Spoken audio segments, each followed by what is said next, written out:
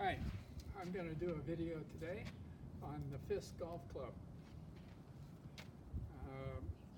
About 3 or 4 years ago, it came to me that while you had to balance the golf club in your hands, you had to make this three-dimensional, and I tried imagining everything you could think of. And one day, I reached my hand up there, and I started to think of the golf club as my hand. So my knuckles here correspond to the back edge of the sole of the club.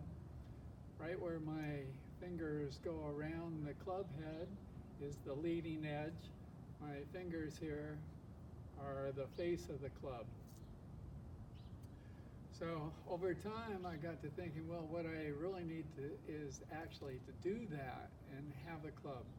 So I built one. I've never been able to build one where I can actually hit balls with it. So my journey is not complete yet, because my goal is to make one that you can actually hit balls with. But for right now, I think it's going to suffice you to actually do just mental imagery drills. I started telling all my students about this, and one of them said, you know, there was a guy that had that same idea before you.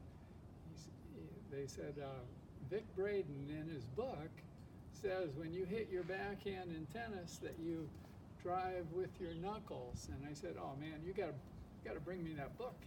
So I open it up and I'm reading it, and sure enough, Vic Braden says to hit a really good backhand, you should imagine driving with the back of your knuckles into the ball on your topspin backhand.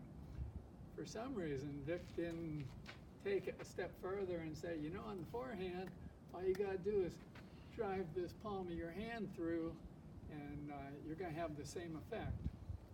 So then, about a year after that, I'm watching the Arnold Palmer Invitational Tournament in 2018, and it's hole 6, and Tiger Woods is playing. And let me get the names right.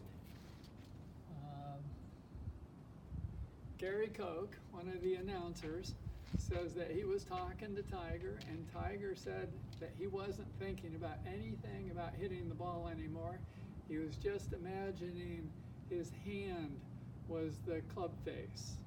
And the other commentator, Dan Hicks, said, oh, that goes back to Earl Woods' earliest teaching, where he taught Tiger that his hand reflected the club face. And I'm like, wow, okay, this isn't, this really is happening, you know? So anyway, that's what I would recommend you do. And if it makes any sense to you, there's going to be other drills on this video, and go to them and we'll go even further. All right, have fun.